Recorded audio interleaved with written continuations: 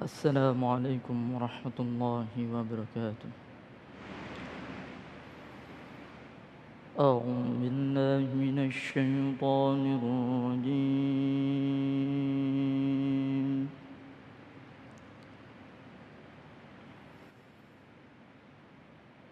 بسم الله الرحمن الرحيم.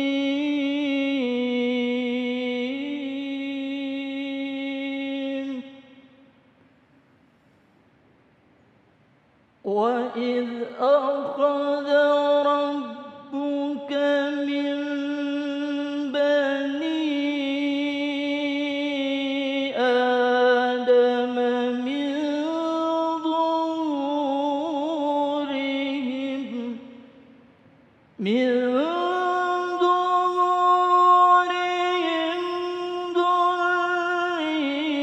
ذريتهم وأشهدهم على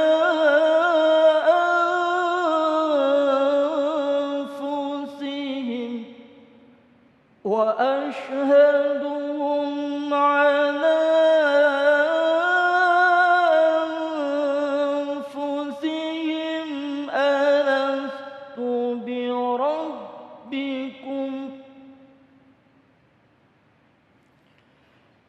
قالوا بلى شهدنا أن تقولوا يوم القيامة إنا كنا عن هذا غافلين. صدق الله العظيم. السلام عليكم ورحمة الله وبركاته. Assalamualaikum warahmatullahi wabarakatuh. Alhamdulillahirabbil alamin, hamdan syakirin, hamdan na'imin, hamdan yu'afi ni'amahu wa yukafi mazidah wa lakal hamdu wa lakal syukru. Allahumma salli ala Sayyidina Muhammad wa ala ali Sayyidina Muhammad. Segala puji bagi Allah pemirsa. Kita kembali dikumpulkan dalam Majelis Ilmu Damai Indonesiaku, yang pada kesempatan siang hari ini kita bersiaran dari Masjid Al-Azhar, Pulau Gebang, Kecamatan Cakung, Jakarta Timur. Tema yang akan kita angkat pada kesempatan hari ini yaitu memaknai kemerdekaan dalam perspektif Islam. Seperti apa kita memaknai kemerdekaan dan juga menghayati kemerdekaan yang selama 77 tahun ini kita rasakan. Insya Allah akan kita kaji bersama-sama bersama guru-guru kita, para profesor yang telah hadir di tengah-tengah kita. Alhamdulillah ada Profesor Ustadz Abdul Muta'ali dan juga Profesor Ustadz Daud Rashid. Di segmen pertama ini pemirsa, Ustadz Abdul Muta'ali akan menjelaskan kepada kita semua tentang kemerdekaan adalah sebuah karunia yang wajib untuk disyukuri. Pemirsa, inilah Damai Indonesiaku, selamat mengikuti. Assalamualaikum warahmatullahi wabarakatuh. Bismillah, wassalatu ala rasulillah, la hawla wa la quwwata illa billah. Rabbi shrah li sadri wa yassir li amri wahlul 'uqdatam min lisani yafqahu qawli waj'al li waziran min ahli, amma ba'd.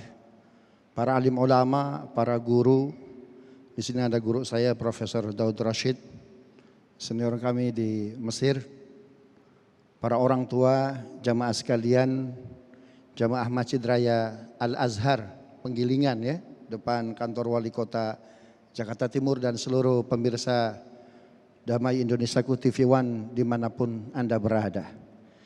Indonesia adalah bangsa yang merdeka. Ini adalah karunia Allah yang diberikan oleh Allah kepada kita, luar biasa. Kemerdekaan itu anugerah yang luar biasa. Islam, Al-Quran menjadikan kemerdekaan adalah intisari, salah satu dari intisari dari agama ini. Bahkan ada 2 surat dalam Al-Quran Itu nama suratnya kemerdekaan, Al-Fath, penaklukan, kemerdekaan, pembebasan. An-Nasr, kemerdekaan, kemenangan. Artinya apa? Bahwa kemerdekaan adalah salah satu dari inti ajaran Islam. Ya, para perumus, para konseptor pembukaan Undang-Undang Dasar 1945 itu adalah mereka bukan hanya para pejuang, tapi yang paham dengan intisari ajaran agama Islam. Coba kalau kita lihat, itu paragraf pertama, bahwa sesungguhnya kemerdekaan itu adalah hak segala bangsa. Dan oleh sebab itu bahwa penjajahan di atas dunia harus dihapuskan. Ini dialog antara Haji Agus Salim, Pak Karno, Ahmad Subarjo dan Hadratus Syekh Hasyim Asy'ari. Kata Kiai Haji Agus Salim, Kiai coba kasih beberapa hadis. Ya, karena memang mengkonsep pembukaan Undang-Undang Dasar itu enggak lama, 17 hari, 29 Mei sampai 16 Juni. Ya, jadi cuma berapa? 17 hari. Jadi memang Indonesia itu enggak bisa lepas dari 17 Agustus. Ya, 17 hari. Rumusan Undang-Undang Dasar 17 hari, luar biasa. Ya. Coba Kiai, agar waktu kita mepet ini, coba diberikan beberapa hadis kata Haji Agus Salim. Di antara hadis yang menginspirasi pembukaan Undang-Undang Dasar kita, itu hadis Nabi, man ra'a minkum munkaran falyughayyirhu biyadihi. Itu kata Haji Agus Salim. Kata Hadratus Syekh Hasyim Asy'ari, kakeknya Gus Dur. Diterjemahkan oleh Haji Agus Salim bagus sekali. Inilah yang menjadi energi paragraf pertama pembukaan kita. Bahwa sesungguhnya kemerdekaan itu adalah hak segala bangsa. Terjemahan man ra'a minkum munkaran falyughayyirhu biyadihi. Apa itu? Kalau diterjemahkan secara leksikal, bahwa kemungkaran itu yughayyirhu, harus diubah, harus dikalahkan. Diterjemahkan oleh Agus Salim bagus sekali, bahwa penjajahan di atas dunia harus dihapuskan. Luar biasa ini terjemahan ini. Kalau pakai teori Peter Newmark, ini terjemahan komunikatif betul ini. Subhanallah. Kenapa penjajahan itu mesti dihapuskan? Ada dua fondasinya. Karena tidak sesuai dengan pri kemanusiaan dan pri keadilan. Subhanallah. God, glory, gospel. Pasukan Portugis datang ke Maluku, Spanyol juga. Ya, God, bahwasannya negara bisa survive dengan ngambil rempah-rempah emas, melanggar kemanusiaan. Semua yang dilakukan oleh masyarakat setempat diambil. Bukankah ini melanggar pri kemanusiaan? Ya, glory, mengambil tanah, mengambil wilayah, melanggar apa? Melanggar kemanusiaan. Subhanallah. Karena itu Islam amat sangat memperhatikan kemerdekaan. Menariknya, Kamus Besar Bahasa Indonesia ini memberikan definisi bahwa kemerdekaan itu ada 3. Bebas dari penjajahan, kan begitu. Bebas dari tuntutan, kemudian tidak ada keterikatan yang mengganggu soliditas. Ini semuanya kalau kita tarik kepada ajaran Islam luar biasa. Dari mulai Al-Fatihah ya sampai surat An-Nas, itu isinya apa? Kemerdekaan. Manusia itu tidak boleh menghina dan terhina oleh manusia. Makanya manusia itu dengan manusia yang lain, bangsa satu dengan bangsa yang lain, itu kesetaraan. Ya ayuhan nas, inna khalaqnakum min dzakari wa untha wa ja'alnakum syu'uban wa qabaila lita'arafu. Manusia yang satu dengan manusia yang lain, budaya yang satu dengan budaya yang lain, bangsa yang satu dengan bangsa yang lain setara, tidak boleh menghina atau merasa terhina. Tujuannya satu apa? Lita'arafu. Ini ayat proklamasi betul, luar biasa. Subhanallah. Karena itu bahwa penjajahan di atas dunia harus dihapuskan. Inilah pidato Bung Karno di mana? Di Majelis Umum PBB. bahwa kemerdekaan harus dihapuskan. Luar biasa.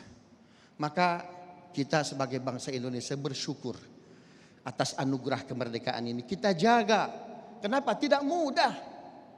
Ya, para pahlawan kita, para pejuang kita berjuang sehingga kita mengadakan acara Damai Indonesiaku, damai betul ini.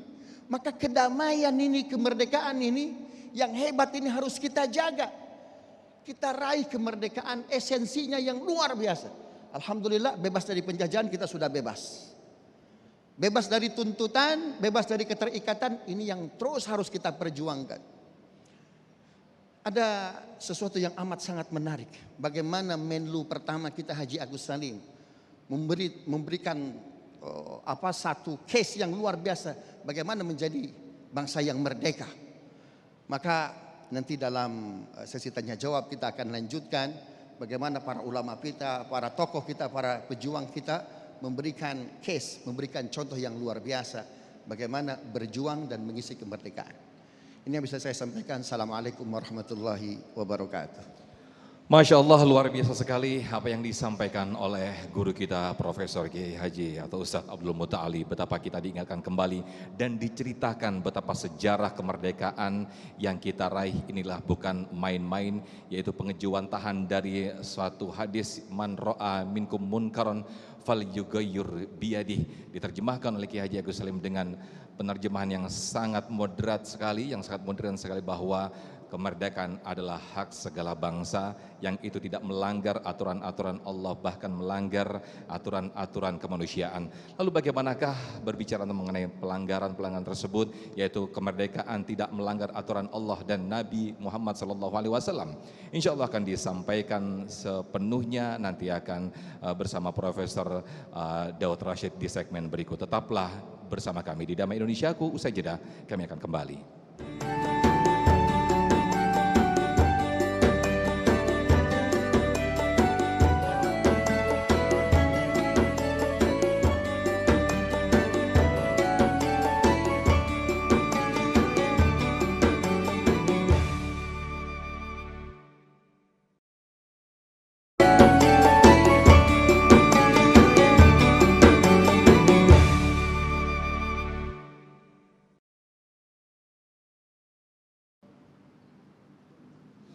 Masya Allah, tabarakallah pemirsa, kita kembali dalam Damai Indonesiaku setelah tadi kita mendengarkan tausiah dari Ustadz Abdul Muta'ali bahwa kemerdekaan itu tidak ada yang saling menzolimi ataupun terzolimi, tidak ada yang saling menghina ataupun terhina, bahkan tidak ada yang menzolimi hak-hak seseorang pun atau melanggar aturan-aturan Allah dan juga Nabi Muhammad SAW. Lalu bagaimanakah kemerdekaan itu sendiri? Adalah kemerdekaan kita memaknai yang itu aspek yang tidak melanggar aturan Allah dan juga sunnah Nabi. Insya Allah nanti akan dijelaskan seluasnya oleh Profesor kita Ustadz Daud Rashid. Selamat mengikuti. Assalamualaikum warahmatullahi wabarakatuh. Alhamdulillah wa usalli wa usallimu ala rasulillah wa ala alihi wa sahbihi wa mawalah wa ba'd. Guru kita Profesor Abdul Muta'al, bapak-bapak, ibu-ibu, para pemirsa dimanapun berada, tadi sudah kita dengarkan guru kita berbicara tentang hakikat kemerdekaan. Lalu bagaimana Islam memandang kemerdekaan itu? Bahwa kemerdekaan itu harus bermakna syamil, komprehensif. Tidak hanya dari satu sisi secara umum, kan kalau di dalam konteks negara modern yang dikatakan merdeka itu mereka berhak menentukan nasib sendiri, bahwa tidak ada lagi penjajahan militer di wilayah tersebut. Tetapi Islam lebih memandang kemerdekaan itu lebih luas dari sekedar penjajahan militer. Dia mencakup kemerdekaan ekonomi, kemerdekaan apalagi Pak? Sampai kepada kemerdekaan berperasaan, berekspresi, berkeyakinan. Ini semuanya warga negaranya harus merdeka. Tidak boleh merasa khawatir, takut kalau ngomong. Ya, kalau umpamanya dia mengeluarkan sebuah pernyataan yang dia rasa akan bisa Artinya menurut pihak tertentu itu tidak dikehendaki statement seperti itu. Jadi ada perasaan takut untuk menyampaikan pendapat. Ini namanya belum merdeka. Orang merdeka itu bebas ngomong. Dan hanya orang yang salah lah yang takut dikritik. Betul tidak? Kalau orang benar, tidak takut dengan kritik. Silakan saja bicara. Yang penting ada fakta. Nah, jadi Islam menyoroti kemerdekaan itu dalam arti yang syamil, komprehensif. Ekonomi betul-betul mandiri. Jangan bergantung pada utang. Kemerdekaan umpamanya pendidikan, betul-betul merdeka. Ya. Apalagi SDM-nya banyak. Ya, putra-putri bangsanya siap untuk membuat kurikulum. Jadi tidak perlu kamu menggantungkan kurikulum kepada orang di luar kamu. Jadi dalam segala hal. Sehingga kalau kita mengutip suratul Hajj, ketika Allah berbicara tentang orang-orang mukmin apabila berkuasa, apa kata Allah? Alladzina immakkannahum fil ardi aqamus salata wa atauz zakah wa amaru bil ma'ruf wa nahaw 'anil munkar wa ilallahi walillahi 'aqibatul umur. Orang-orang yang kalau kami beri kepada mereka tamkin, ya bisalah kita sebut kemerdekaan. Ya, apa agenda mereka? Aqamus shalah. Mereka mendirikan salat. Artinya apa? Mendorong bangsanya untuk bangsa yang beragama, bangsa yang religius. Kan begitu ya? Semangat beragamanya itu tinggi. Ibadah semarak, syiar-syiar Islam di mana-mana. Wa atauz zakah. Mereka menunaikan zakat. Artinya apa? Kemerdekaan ekonomi. Tidak ada kemiskinan. Jadi kalau ada sebuah bangsa, di dalam bangsa itu ada orang sangat kaya dan ada orang sangat miskin, ini bukan bangsa merdeka. Orang yang bangsa merdeka itu kehidupannya rata-rata saja. Tidak ada orang yang terlalu kaya, tidak ada orang yang terlalu susah. Bahkan kadang-kadang kalau kita melihat ini di negara-negara maju, kan begitu ya. Orang warga negaranya itu ya rata-rata saja, nggak ada terlalu kaya, tapi nggak ada juga yang terlalu pengemis.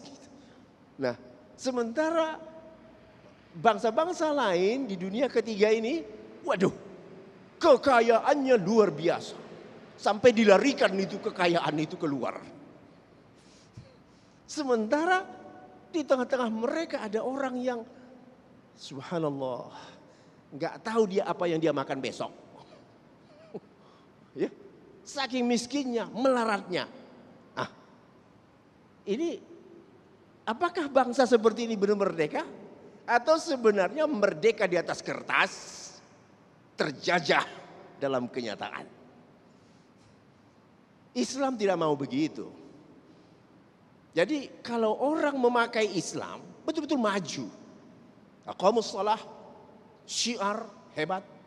Wa atauz zakah, tidak ada kemiskinan yang membuat orang itu menggadaikan agamanya gara-gara miskin. Wa amaru bil ma'ruf, mereka mengajak orang kepada kebaikan. Wah, program agendanya mencerdaskan bangsa, memajukan cara berpikir, sanggup bersaing di tengah dunia internasional. Itu Islam itu gitu tuh. Wa nahaw 'anil munkar. Awas, hati-hati, kemungkaran itu jangan kamu pikir itu fenomena bangsa maju, tidak. Kemungkaran itu kemunduran sebenarnya. Kemunduran, tapi kamu tidak sadar, kamu tertipu. Ya, ada kawin sejenis. Mereka kira itu kemajuan. Itu kemunduran. Kemunduran. Jadi intinya kalau kita merujuk kepada ayat-ayat Al-Quran, bahwa orang yang merdeka adalah orang yang bertauhid. Betul tidak? Terbebas dari segala macam bentuk penjajahan. Di antara penjajahan yang parah itu adalah penjajahan hawa nafsu. Hawa nafsu ini kalau sudah menguasai manusia, habis Pak. Akal sehat pun hilang. Jangankan agama. Betul tidak? Itu kalau sudah hawa nafsu yang menguasai manusia, segala-galanya berantakan. Jadi oleh karenanya, kalau kita menghayati makna kemerdekaan di dalam Islam, memanusiakan manusia, memberikan hak-hak kepada manusia yang hidup di wilayah itu, apa yang memang berhak untuk mereka terima, tanpa mereka merasa terkucil di tengah-tengah bangsa-bangsa yang sudah maju, bangsa yang mandiri, bangsa yang cerdas, ya, bangsa yang sanggup bersaing, ya, di tengah persaingan bangsa-bangsa yang maju. Begitulah sebenarnya kalau kita menghayati makna kemerdekaan di dalam Islam. Kira-kira kita ini kapan sampai ke tingkat itu? Jawabannya hanya ada pada diri masing-masing. Wallahu a'lam. Baik, Masya Allah luar biasa sekali apa yang disampaikan oleh guru kita Profesor Ustadz Daud Rashid. Bagaimana Islam memaknai kemerdekaan itu sendiri, yaitu kemerdekaan yang syumul atau yang syamil atau yang kafah. Tidak hanya terbebas dari penjajahan kemiliteran, namun lebih dari itu pembebasan dari tingkat ekonomi, dari segi pendidikan dan juga segala hal sesuatunya. Nah, ini saya yakin menjadi hal yang sangat menarik sekali bagaimana dengan kita aplikasikan dengan kondisi yang sekarang kita rasakan ini. Saya yakin menjadi pertanyaan dan juga sesi tanya jawab dan dialog yang sangat menarik sekali. Di segmen 3 dan juga 4 nanti kita akan berdiskusi bersama-sama dengan guru-guru kita. Tetaplah di Damai Indonesiaku saja, kami akan kembali.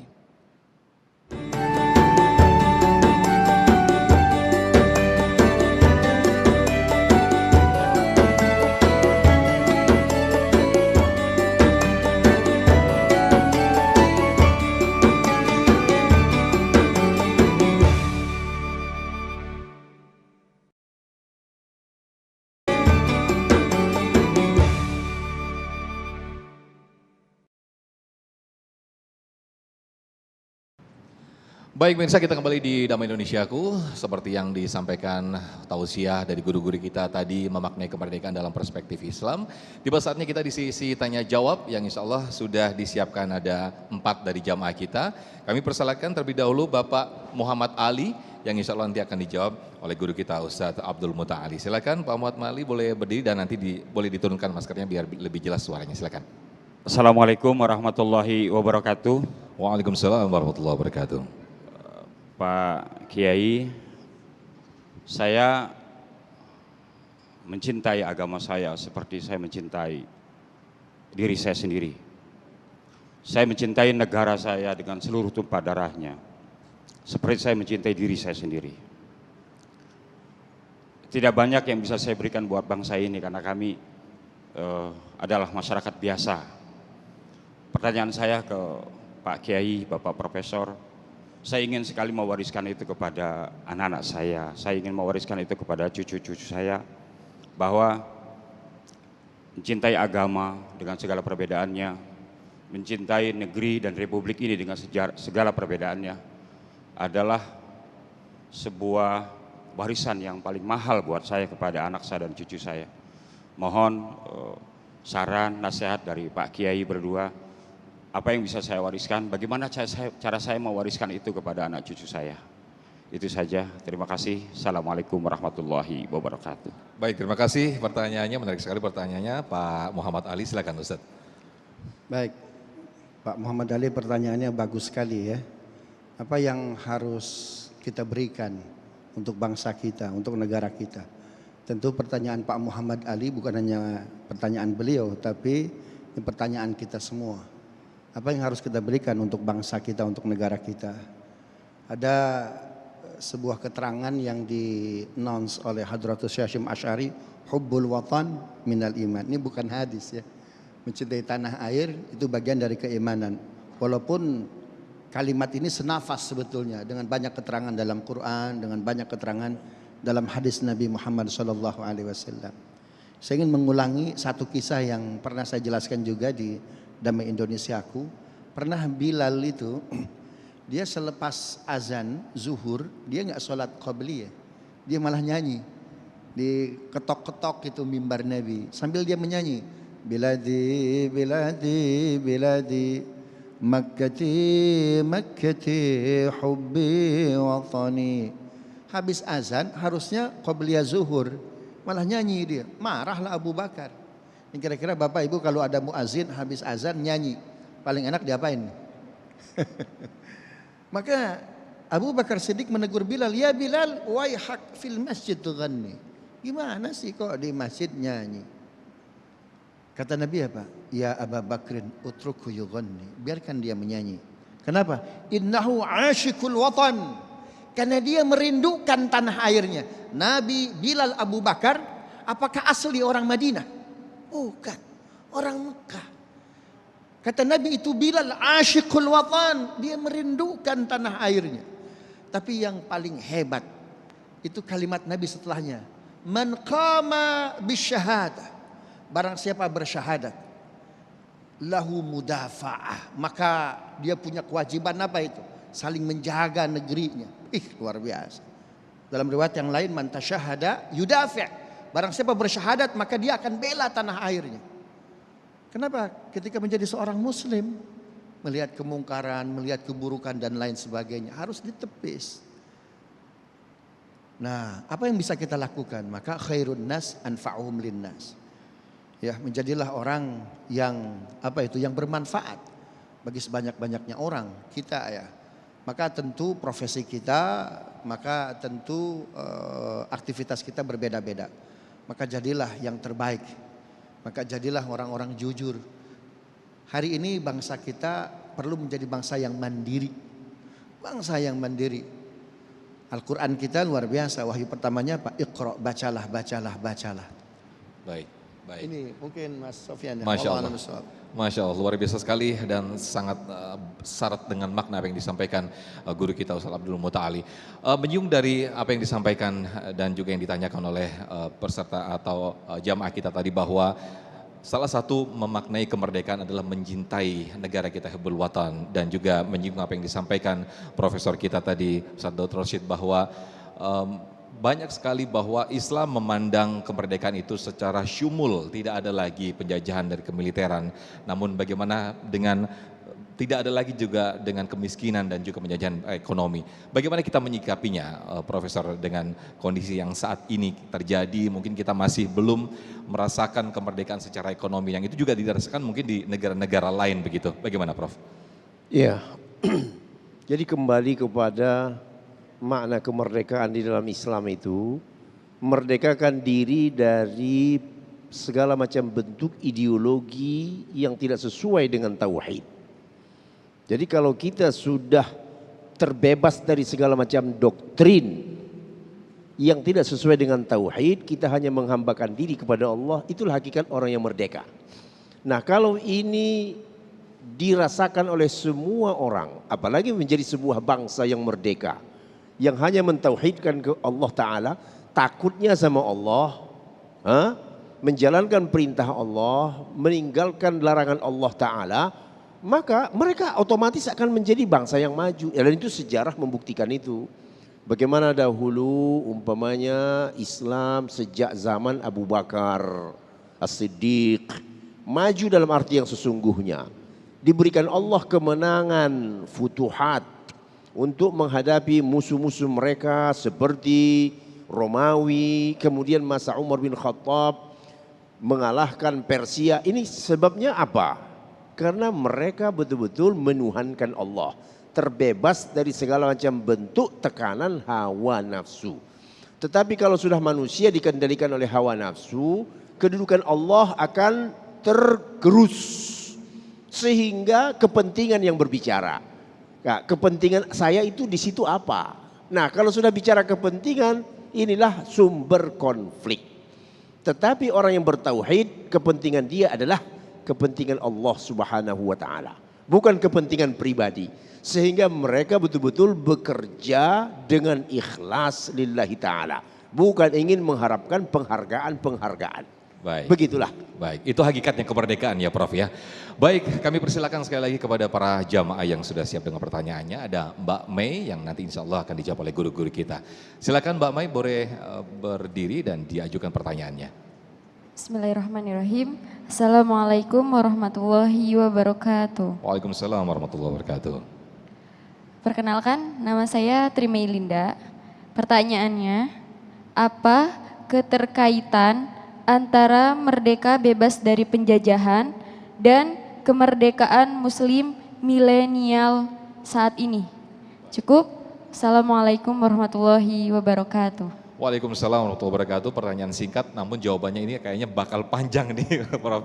Baik, nanti akan dijawab nanti di usai jeda di segmen berikut. Tetaplah bersama kami. Usai jeda, Damai Indonesia aku akan kembali.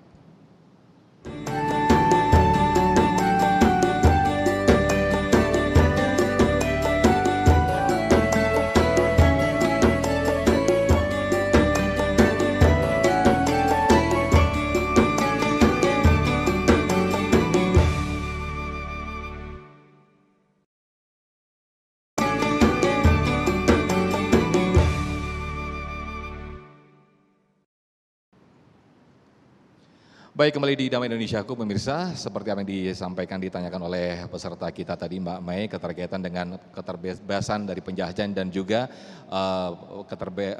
pembebasan kemerdekaan dari muslim milenial saat ini ya. Profesor Daud silakan bisa dijawab Prof. Ya, yang menjadi tantangan besar bagi kaum milenial itu adalah hawa nafsu. Sesuai dengan usianya, fase hidupnya, fase pubertas. Jadi mereka-mereka ini adalah orang yang paling gampang terpengaruh dengan lingkungan. Belum adanya kematangan berpikir. Jadi kemerdekaan yang sangat diperlukan oleh mereka mengokohkan keagamaan. Artinya apa? Bagaimana mereka menjadi anak muda yang taat beragama. Sebagaimana isyarat dalam hadis Nabi, salah satu golongan yang akan mendapatkan naungan di hari kiamat. Itu adalah salah satunya adalah siapa? Pemuda yang tumbuh dalam ibadah. Nah, untuk mencari profil seperti ini sulit kan di zaman sekarang? Sulit. Bahkan isi masjid itu, jemaah masjid itu rata-rata, mohon maaf ya Pak ya, bukan masjid kosong, tidak. Masjid itu penuh, tapi yang mengisinya beda dengan tahun 90-an. 90-an pengisi masjid itu adalah remaja masjid. Anak SMA, anak kuliah. Sekarang, awas hati-hati nih. Nah jadi oleh karenanya bagi kaum milenial ini adalah pengokohan identitas keagamaannya. Agar dia menjadi anak muda yang taat beragama. Apalagi cara untuk mendapatkan itu sekarang lebih mudah kan ya. Dengan adanya media, bisa mengakses internet, macam-macam sekarang. Orang bisa menjadi orang beragama, artinya pengetahuan agamanya sangat lumayan di zaman sekarang ini. Tapi tetap saja godaan hawa nafsu. Godaan hawa nafsu itulah yang menjadi tantangan besar. Oleh karenanya ya nasihat saya bagi mereka hendaknya lebih mengokohkan keislamannya di zaman ini. Terima kasih. Itulah perang kita melawan hawa nafsu saat ini begitu ya Prof ya. Baik, berikutnya saya ke Mas Andri yang nanti akan dijawab oleh Profesor Ustadz Abdul Mutali. Silakan Mas Andri boleh berdiri. Assalamualaikum warahmatullahi wabarakatuh. Waalaikumsalam warahmatullahi wabarakatuh. Perkenalkan, nama saya Muhammad Andrianto. Saya ingin bertanya. Pertanyaannya yaitu dulu negara kita, bangsa kita pernah dijajah oleh bangsa lain. Zaman sekarang para remaja, di zaman milenial ini remaja kita sedang dijajah oleh globalisasi. Bagaimana kita para remaja itu mengikuti budaya luar, lebih mencintai budaya luar dibandingkan budaya kita sendiri, terutama di dalam Islam. Pertanyaan saya, bagaimana caranya agar kita terhindar dari penjajahan globalisasi tersebut, agar kita menjadi penerus bangsa yang hebat. Terima kasih. Baik, seperti yang ditanyakan Mbak Mei nanti mungkin lebih dikuatkan lagi oleh Ustadz Abdul Mutali. Silakan Ustadz. Baik, pertanyaannya baik sekali ya. Islam itu mendefinisikan orang yang merdeka itu singkat. La yu'minu ahadukum hatta yakuna hawahu tab'an lima ji'tu bih. Begitu ya Ustadz ya. Jadi orang merdeka itu yang enggak kalah sama hawa nafsunya. Justru dia ikut sesuai yang digariskan oleh apa? Oleh Allah Subhanahu wa taala, oleh Nabi sallallahu alaihi wasallam. Afara'aita man ittakhadha ilaahu hawa. Adakah orang yang menjadikan hawa nafsunya sebagai Tuhan? Nah, globalisasi kan seperti tadi Prof Daud mengatakan bahwa semua bisa diakses. Bahkan kita nggak jadi bangga lagi dengan budaya kita. Haji Agus Salim tadi Preambul saya yang terputus itu, Haji Agus Salim itu pernah di challenge dinner makan siang seluruh Menlu di Budapest.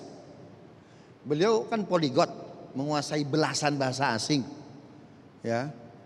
Di samping memang diplomasinya luar biasa, knowledge-nya tajam betul. Tapi mereka belum tahu bagaimana nih seorang Agus Salim, dia pandai berinteraksi dengan sesuatu yang sifatnya sekundari. Di challenge dinner makan malam.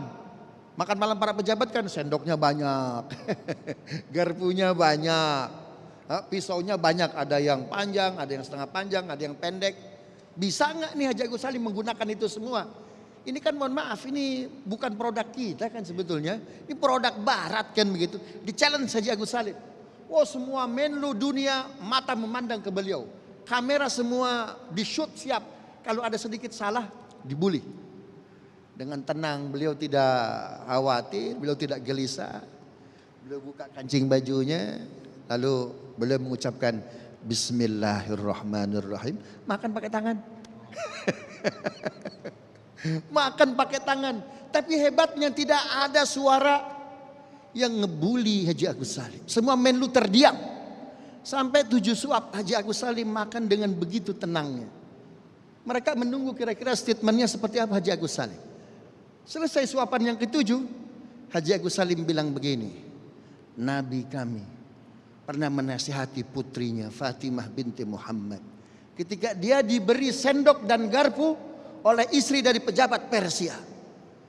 Begitu senang Fatimah mendapat hadiah tersebut, lalu dia gunakan sendok dan garpu karena mungkin tidak terbiasa makan sendok dan garpu hingga bunyinya cukup nyaring. Ayahnya yang tidak lain adalah Nabi kami Muhammad sallallahu alaihi wasallam menasihati putrinya. Putriku, tahukah musik yang amat dibenci oleh Tuhan kita? Apa ayah? Suara sendok dan garpu yang terdengar, suara sendok dan garpu di atas piring yang terdengar oleh tetangga kita yang sedang kelaparan.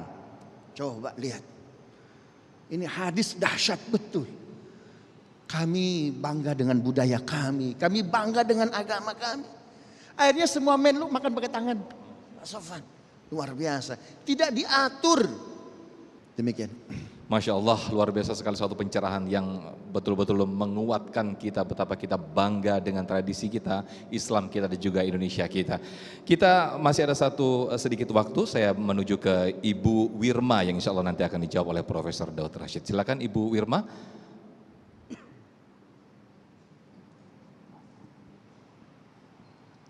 Bismillahirrahmanirrahim. Assalamualaikum warahmatullahi wabarakatuh. Waalaikumsalam warahmatullahi wabarakatuh. Ya, nama saya Wirma.